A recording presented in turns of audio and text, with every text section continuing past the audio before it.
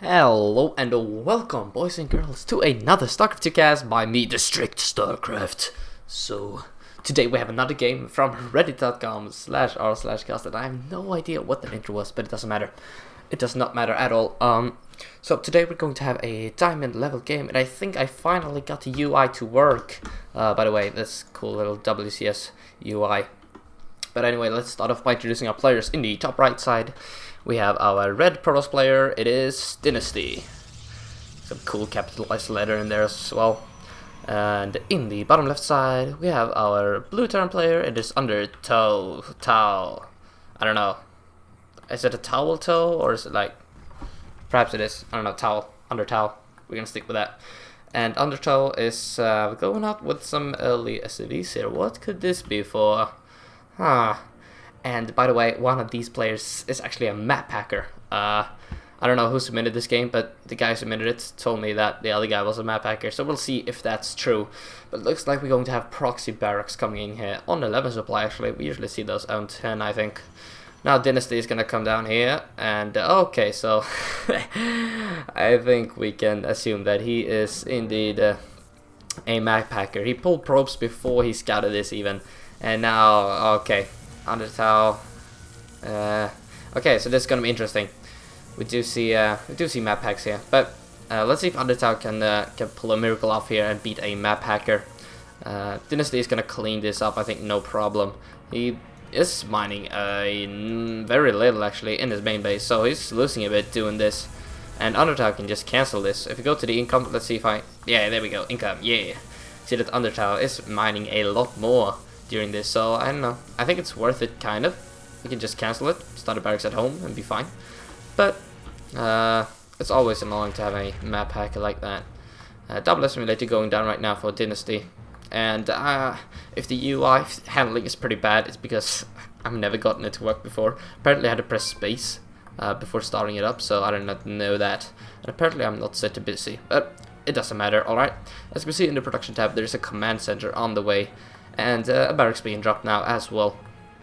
I think Undertow is going to be safe against any kind of early aggression from DyNastY, since DyNastY delayed his income by so much in denying that. Of course, that proxy pulled a lot of probes, so I think Undertow is going to be safe here with the command center first. And now DyNastY is gonna move out with a probe of his own. Oh, what could this be for? A proxy Stargate, perhaps? Looks like it could be some kind of proxy Stargate. I don't know what else it would be. A proxy robo isn't that useful. Perhaps a hidden dark shrine, but I highly doubt that. I do think it's going to be a proxy Stargate, but I'm often wrong, so we'll see. We will see indeed. There we go. Orbital command should be coming in, and there we go. Orbital command is coming in. Barracks one is finished right now, and marine is being produced immediately. DyNastY is gonna drop there. Oh, 150. Yes, it's Stargate. Fuck yeah, I was correct. So we have a Stargate coming in right now, and this can deal a lot of damage. You need about 6 marines to safely hold off an Oracle. Of course, it's gonna take a while for the Oracle to finish. First of all, the Stargate has to finish, and then the Oracle after that has to finish. So, you know, it's gonna take a while. But unfortunately, Undertow is not producing marines constantly. There we go, 2 more coming in right now. So we'll see if he can hold this off. Eventually, I think he will, but we'll see how much he loses. And by the way, if the shadows look a bit jagged, I dropped the settings down to medium so that we wouldn't drop as many frames. Recording, you know, it hits the FPS by quite a lot. So if the shadows look a bit jagged, that's why. But I think it's gonna be fine anyway. Double refinery coming in, as well as an engineering bay. Oh, Undertow is actually gonna add on a missile turret here. That is very, very useful, as the Oracle is it's 60% done now, a bit more perhaps. But Undertow is going to be completely safe against this. So very nice game knowledge there. He had scouted very little, and he still knew this was coming. Well, I guess he just guessed. It was a lucky guess, I suppose. Oh, they are both map hacking. Okay, but now the Oracle's kind of come in, but that's should not be stutter stepping there really.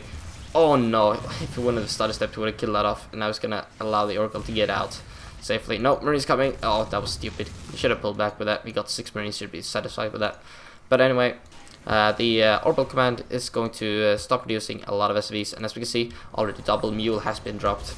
Nexus coming in right now for DyNastY. So he's going to try to pull himself back into this game by getting his Nexus up. Unfortunately a tad bit later than Undertow's command center, but still at a decent timing.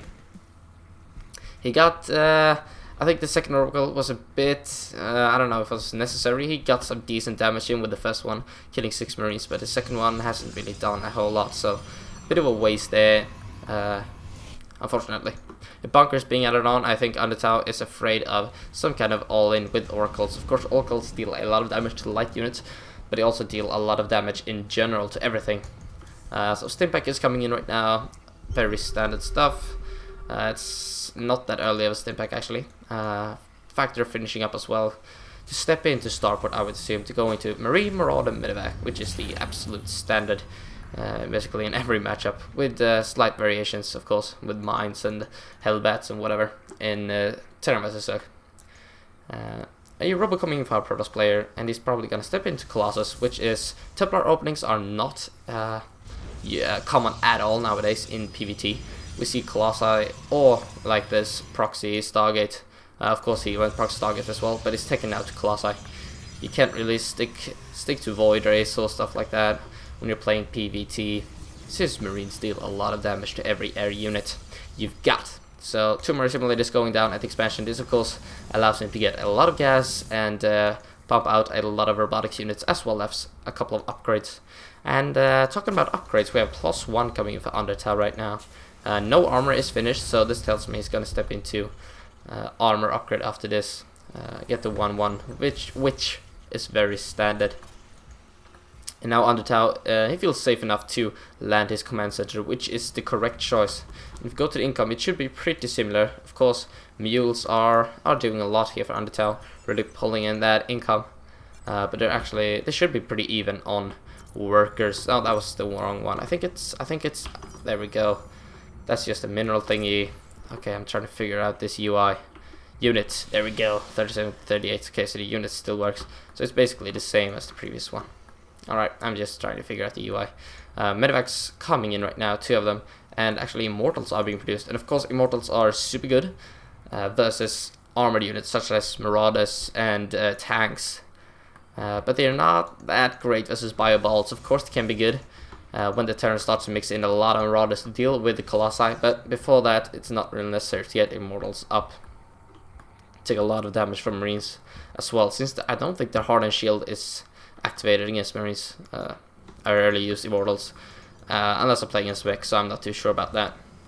But now DyNastY, since we think he is map hacking, he should be knowing this is coming. He's got his army clumped up, and now he's gonna send out his Oracle. Why? No, he's gonna keep it at home. Scan coming in, and there's not a lot Undertow can do here. Force fields should seal the deal here. No force fields coming in though.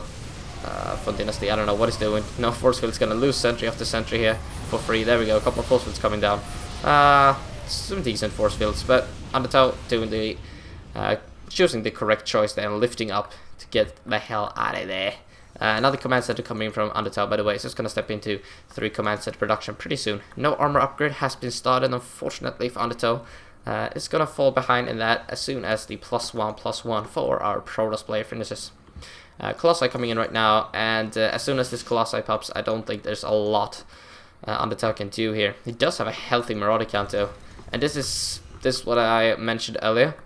When the Terran players started mixing Colossi to deal with, or they started mixing Marauders to deal with your Colossi, that's when it might be nice to get a couple of Immortals in your mix.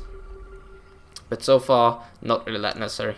The Colossi has finished though, and now these 2 Immortals are just going to die very quickly to this army, I think. The Marines deal so much damage. But here we go, steaming in right now. The Colossi is there. Fortunately, the range is not finished. It's barely been started, actually. And Undertow can do some pretty cute kiting here so far. Not a whole lot DyNastY can do here. If you go to the armor supply, see it's pretty even, but Undertow is ahead. Getting caught here, though, not the best. As a Terran player, you want to be out fighting in the open. You don't want to get caught in any sort of small little, I don't know what's the word I'm looking for. You don't want to get caught basically on a ramp or anything. You will be fighting out in the open so that you can get a nice concave up against the Protoss army. Now Undertow is getting up his 3rd orbital command as well. It's gonna float it over, I think, to the third base location pretty soon. 2 Vikings are coming in at once, and already 2 are out on the map. So I don't think there's a lot DyNastY can do here. He's got a healthy stock account to pick off any sort of Vikings, but I don't think it's going to be enough. Undertow is pushing through here, and Undertow is ahead by 13 supply. The Colossi is now falling, and that's going to be it for this push, I think. But DyNastY, on the back of this, he added on his third base, so I'd say these players are still pretty even. Undertow is ahead in supply, but I think most of that, yeah, it is arm supply. So if he were to push right now, he might be able to do some damage to this third base, perhaps deny it for a while. And yes, he does scan it. Is he gonna push with this? Yeah, he's gonna load up and go for it. It's gonna split up, perhaps. 1 medevac to the main and 1 to the third. Very nice. So he's gonna utilize his arm supply advantage and try to get some sort of damage in. Is this gonna get spotted by the Stargate? Oh, yes, for a short second there, but I don't think DyNasty's noticed. Oh, that's right, DyNasty's map hacking, so it doesn't matter. He's gonna split up his army, but Undertow, since he's got double medevac coming in, DyNasty has to split a bit better. And yes, he is warping in here. He's gonna deal with this drop. He's gonna drop anywhere. Nope, not gonna unload. And Stark's over here as well. Oh, this must be so annoying for Undertow. He's doing what he can to deal with this, but the map hack is so strong. So strong. Now the units tab, let's go. Yeah, it's actually 54 SVs to 54 probes, which is good for the Terran player. He's got mules available to him. The pros player should always be ahead in probes, unless we're in the late game, because you don't want any probes at that point. But the Protoss should be ahead in drones or probes or whatever I'm talking about. Okay, the Protoss player should have more workers, alright? Because as you can see, even though they were even in workers, the Terran player is mining more due to mules. Alright, now we got that covered. Pretty nice. 2 more gateways coming in, and how many gateways are we up to? Quite a lot, actually. Always nice to have a lot of gateways in stepping into the late and mid game. Of course, not of course, but usually in the lower leagues, Protoss players get to add on their gateways, which just piles up their money very high. And that's not the best, of course. But here we see DyNasty actually getting a healthy gateway count. Oh, we're dropping frames. I don't know why. I really don't know why. Big well, with my burrowing, dealing some 6 splash damage there, killing off a Zealot and getting a couple of hits off at the stocks as well. Only 1 Colossus here, and Storm has not finished. The High Templars are warping in, but they're going to turn into Archons immediately. And I think Undertow is going to take this battle. Yeah, Stalkers are not good versus Marine Marauder Bolts at all. Now they're going to step in. 3 Archons finishing, and they deal a lot of damage by local units. But the Vikings are in the front, tanking a lot of damage. And here we go. Undertow is just going to stim through, pick off a pylon, probably get the Nexus. Going to split up his Vikings to deal some damage over at the third base. And I think that is going to be it. Actually, I don't think there's anything DyNasty can do here. Very nice play from Undertow, managing to deal with a map hacker. Wonderful to see. I think it's pretty common for map hackers to not be that good at the game. They just survive due to their map hack, so they're probably not as good, you know, in macro and micro as Undertow is, fighting his way through Diamond League just based on pure skill. Of course, this is a diamond level game. I don't think I mentioned in the early game. There we go, GG from DyNasty, and I don't know, I get a nasty feeling from this, with all the map packs and the GGs. I don't know, but Undertow well played there.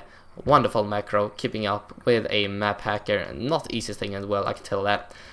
So I'd love to see more games from you, and I hope you enjoyed this cast. Okay, see you in the next one, bye bye.